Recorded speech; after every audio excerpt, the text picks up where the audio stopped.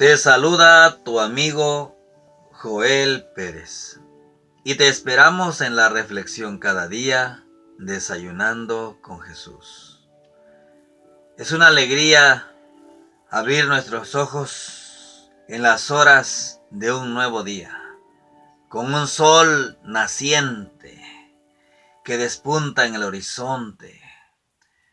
Saben, mis amigos, para mí es una alegría expresar de la palabra de Dios. En el momento que tú lo recibas, yo no sé a qué hora sucederá, pero para nosotros es un desayuno que disfrutamos todas las mañanas y ojalá que puedas tú compartirlo con otras personas. Hoy hablaremos sobre la muerte. ¿Qué te imaginas tú cuando alguien te dice 5 minutos después de la muerte? O cuando ves a alguien desfallecer, caer de repente de un ataque cardíaco o viene sufriendo de alguna enfermedad y llega el momento en que se despide de su familia y expira. Y pasados 5 minutos está ahí. Todos vienen corriendo bajo la noticia que se está dando, los vecinos, los amigos, alguien corre a una caseta pública telefónica para hablar a los familiares y allá a la distancia también hay duelo, hay dolor, planes inmediatos para viajar de forma inmediata por vehículo o en avión. Pero esos 5 minutos se tornan después en horas y llega el momento que pues ese cuerpo es depositado en la tumba. Cuando yo era un adolescente, allá donde vivía en el rancho, en Chiapas, por Villa de Comatitlán, Chiapas, hacia arriba, en las montañas, pude saber algo, una situación difícil, trágica.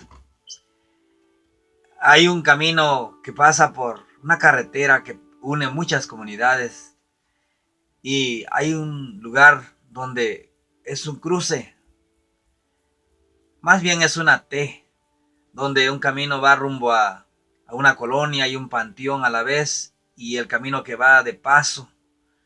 Exactamente ahí hay una curva solitaria. Las personas a veces se encuentran ahí cuando van de camino, están descansando y alguien llega más y se ponen a conversar. Pues ahí en ese paraje sentían las personas que pasaban un olor feo, de muerto. Veían los sopilotes, que así se conocen ahí, esas aves negras que limpian. Y saben, alguien descubrió que era una persona que habían matado en ese lugar. Habían pasado días y nadie se percataba de lo sucedido. Y levantaron solamente en un costal de azúcar, donde echan el azúcar, un costal de plástico, echaron todos los huesos y lo llevaron a ese panteón cerca. Abrieron ahí una fosa común y ahí depositaron los huesos solamente. Porque sus carnes habían sido de alimento, habían servido de alimento para esas aves de rapiña. Quizá tú me puedas contar en este momento alguna situación similar. Pero, ¿saben? El tema es la muerte. Nosotros no sabemos cuál será nuestro final, solo sabemos de personas que han pasado enfrente de nosotros. Pero, ¿qué ocurre con la persona cuando muere? Se preguntan muchas personas. ¿Es la sepultura el final? Dicen otros cuando están conversando. Y otros dicen, ¿para dónde van? ¿Y qué ocurre con los muertos? ¿Será que solamente son depositadas en la tumba? Trabajando en Carolina del Norte, pasamos a la orilla de un panteón, trabajando, y cuando los jefes se iban por una hora y media, que tenían que ir a buscar una herramienta o un equipo más de trabajo, teníamos que quedar y nos sombreábamos abajo de los árboles, ahí en las tumbas, junto a las tumbas, y veíamos las fechas de 1700 y tal, 1800 y tal, el nombre de las personas. años. Pero 5 minutos después que una persona muere, ¿qué sucede con esa persona? Algunas personas sufren de ataque cardíaco y son enterrados con ese problema, no son analizados por algún médico o una persona que sepa de salud y allá bajo la tierra realmente mueren. Reflexiones hechas por Job encontramos en su libro, y a este patriarca se le considera como el patriarca de la paciencia. Y también él en su mente tenía dudas. En Job capítulo 14, versículo 1, 2 y 14, él dijo así, siendo esa duda esclarecida: el hombre nacido de mujer, corto de días y hastiado de sinsabores, brota como una flor y es cortado, huye como una sombra y no permanece. ¿El hombre que muere volverá a vivir?, preguntaba él. Todos los días de mi vida esperaré hasta que llegue mi liberación. Saben, mis amigos, hay muchas preguntas. Otra de las preguntas es esta: ¿hay vida después de la muerte? Hasta se han escrito libros al respecto. Pero cuando vamos a la palabra de Dios en Isaías 26, 19, dice: tus muertos vivirán, declara el profeta. Sus cadáveres resucitarán. Despertad y cantad, moradores del polvo, porque tu rocío es cual rocío de hortalizas y la tierra entregará sus muertos. Otra pregunta es: ¿cuándo? Si van a resucitar, ¿cuándo? Vamos a descubrir cuándo, viendo nuevamente cómo Dios creó al hombre. Leyendo Génesis 2:7 dice: entonces Jehová Dios formó al hombre del polvo de la tierra, sopló en su nariz aliento de vida y fue el hombre un ser viviente. Nosotros fuimos hechos del polvo de la tierra, más aliento de vida igual a alma viviente. Es decir, tú y yo somos un alma viviente. Mis queridos amigos, si hay una reunión por ahí de 20 personas, hay 20 almas. Hay muchas personas que dicen que cuando una persona muere, su alma está por ahí penando. Eso no es verdad. De acuerdo a la Biblia, la persona muere y ya. Deja de ser un alma, un ser viviente. Es como una lámpara más corriente eléctrica es igual a luz. ¿Saben? Nadie pone la luz dentro de la lámpara. Eclesiastés 12:7, el gran predicador mencionó así: antes que el polvo vuelva a la tierra como era y el espíritu vuelva a Dios que lo dio. En el Salmo 146, 3, 4, el gran salmista, el gran rey David declaró así: no confíes en los príncipes ni en los hijos de hombre, porque no hay en él salvación, pues sale su aliento y vuelve a la tierra. En ese mismo día perecen sus pensamientos. Si él tenía una deuda contigo, pues quizá puedas ir con sus familiares para cobrarle, porque él ya dejó de ser. Y si sus familiares querrán pagarte, pues lo harán. Si no, pues ¿a quién puedes reclamar? Porque la firma, pues, vale para la persona, pero cuando deja de ser. Me tocó conocer a una persona ahí en la ciudad de Tapachula, una pareja de esposos. Tenían deudas grandes, tuvieron que viajar a los altos de Chiapas. Allá me tocó encontrarlos por la situación difícil del estrés y otros problemas de salud, pero eran consecuencia de las deudas que ya no podía. Era difícil. La solución que esta persona tomó, esta dama tomó, fue quitarse la vida, colgarse de la viga de la cocina, y ahí la encontraron muerta. Ahí ella decidió a quién podrían cobrarle: los bancos, las personas que habían prestado el dinero y tenían su firma. Saben, no debemos confiar en nadie, ni en príncipes, ni en la persona pobre en una situación de deuda, que se diga: mis familiares, si ya no estoy yo, mis familiares te van a pagar. Pero los familiares no tienen su firma. Me tocó ver una situación así de alguien que murió y llegaron a cobrarle algo que debía y los familiares dijeron: pues lo vamos a pagar. es raro. Cuando leemos Eclesiastés 9, 5 y 6, dice, porque los que viven saben que han de morir, pero los muertos nada saben, ni tienen más recompensa. Su memoria cae en el olvido. También perecen su amor, su odio, su envidia, y ya nunca más tendrán parte en todo lo que se hace debajo del sol. Cuando descubrimos la experiencia de Jesús y Marta y los discípulos, en San Juan 11, 11 y versículos 12 al 14, 21, 23 y 24, leemos, si ustedes pueden hacerlo, pueden leer todo el capítulo. Dice ahí, dicho esto, agregó, nuestro amigo Lázaro duerme, pero voy a despertarlo. Dijeron entonces sus discípulos, Señor, si duerme, ¿sanará? Jesús decía esto de la muerte de Lázaro, pero ellos pensaron que hablaba del reposar del sueño. Entonces Jesús les dijo claramente, Lázaro ha muerto. Marta dijo a Jesús, Señor, si hubieras estado aquí, mi hermano no habría muerto. Jesús le dijo, tu hermano resucitará. Marta le dijo, yo sé que resucitará en la resurrección en el día final. ¿Saben? Eran 3 hermanos, Marta, María y Lázaro. Pero Jesús estaba lejos, a la distancia, y sucedió que Lázaro enfermó. La noticia fue llevada a Jesús, pero pareció que Jesús no quiso regresar pronto para ir en auxilio.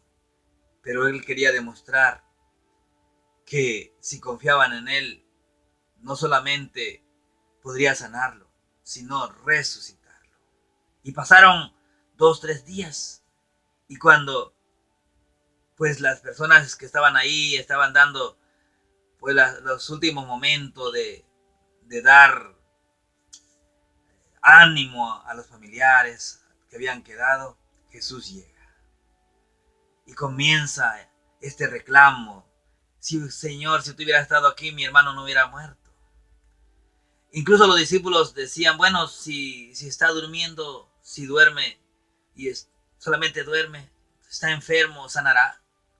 Pero Jesús se refería a la muerte como un sueño de más. Esta mujer, Marta, conocía de la resurrección en el día postrero, en la venida de Jesús, pero estaba hablando con Jesús mismo en su primera llegada a esta tierra, que vino para cumplir su misión de morir y para salvarnos, pero que un día volverá a esta tierra. Marta sabía eso. Y, ¿saben? Jesús en el mismo capítulo dice que estaba hablando con la vida misma, que podría traer a los muertos a la resurrección. ¿Saben, mis amados? La historia menciona de esta experiencia hermosa. Jesús dijo, quitad la piedra. Marta, la hermana del que había muerto, le dijo, Señor, hiede ya. Apesta, decimos en otras palabras, porque lleva 4 días, y habiendo dicho esto, dice el otro versículo, Jesús ora, hace una oración a su padre, y luego clama a gran voz, y dice, Lázaro, ven fuera. Y al que había muerto, dice la historia que salió atada las manos y los pies con vendas, y el rostro envuelto en un sudario. Jesús le dijo, desatadlo y dejadlo ir. ¿Cómo está tu situación? ¿Cómo vives? Aunque estás vivo, quizás estás muerto en vida.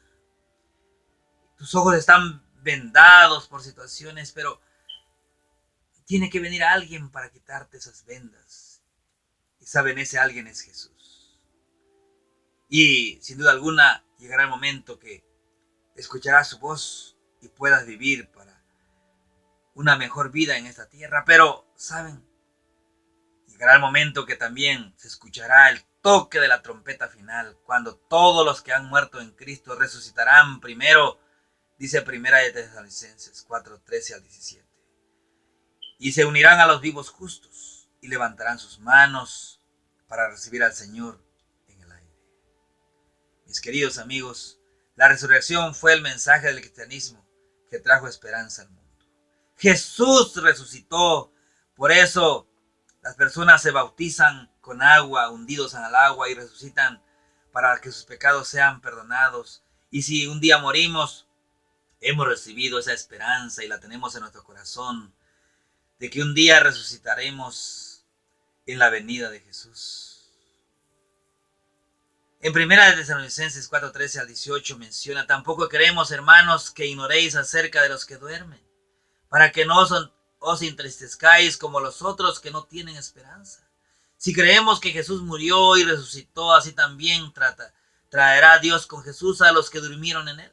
Por lo cual os decimos esto en palabra del Señor, que nosotros que vivimos, decía Pablo, que habremos quedado hasta la venida del Señor, no precederemos a los que durmieron.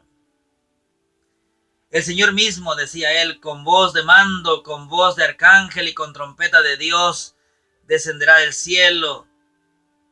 Entonces los muertos en Cristo resucitarán primero. Luego nosotros, los que vivimos, los que hayamos quedado, seremos arrebatados juntamente con ellos en las nubes para recibir al Señor en el aire, y así estaremos siempre con el Señor. Por tanto, alentaos los unos a los otros con estas palabras, declaró él.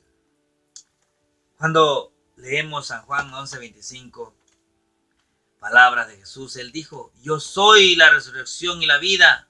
El que cree en mí, aunque esté muerto, vivirá.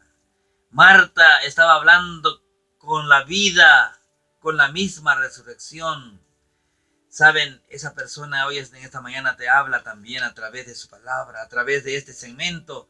Cuando dudamos, cuando hacemos preguntas, ¿qué pasa cuando las personas mueren? ¿Cómo estaré seguro de que hoy tendré la victoria sobre la muerte y la sepultura? Se preguntan algunas personas. Pero yo te leo en 1 Juan 5:12 que dice: el que tiene al Hijo tiene la vida, el que no tiene al Hijo de Dios no tiene la vida. ¿Cuántas personas quizá habrán pasado y tocado la puerta de tu casa para hablarte de Jesús, pero tú te has negado? Espero que en algún momento, considerando este mensaje, llegue alguien como misionero. Atiéndelo, porque no dudes que te traerá bendición. Tal vez te explicará de manera amplia sobre este mensaje, sobre este tema, y esclarecerá tus dudas a través de versículos que se encuentran en la Biblia, que es palabra de Dios y que son respuestas a las preguntas que tenemos en nuestra mente, sobre todo cuando hemos perdido a un ser querido. Mi esposa y yo tocábamos puerta en San Luis, Arizona. Cruzábamos todos los días de San Luis Río Colorado, Sonora, para tocar puertas, y trabajamos de forma temporal como colportores el año pasado. Y nos tocó conocer a una persona que estaba ahí afuera con sus niñitos y estaba lavando algo. Y cuando nos acercamos, él dijo que no creía en la palabra de Dios. Estaba muy dolido. Dice: mire, todos mis niños, yo los tengo que atender después de regresar de trabajo, hacerles de comer, irme muy de mañana, dejar la comida preparada para que ellos coman, dejar la ropa lista. Daba a entender que amaba a su esposa, que la quería, pero ella varios meses había fallecido ya. Pero tratamos de manera rápida hablar con él, y él aceptó. Vimos que aceptó la realidad. Oramos ahí en su patio con él y seguimos nuestro camino. ¿Cuántas personas sufren hoy? Y puede ser que nos toque en cualquier momento la partida de un ser querido, de un hijo, una hija, un padre, un hermano, un tío, un primo hermano, yo no lo sé. Pero debemos considerar este mensaje e ir siempre a la palabra de Dios, y ahí están las respuestas. Que Dios te bendiga, que tengas un lindo día, un buen provecho en este desayuno. Muchas gracias.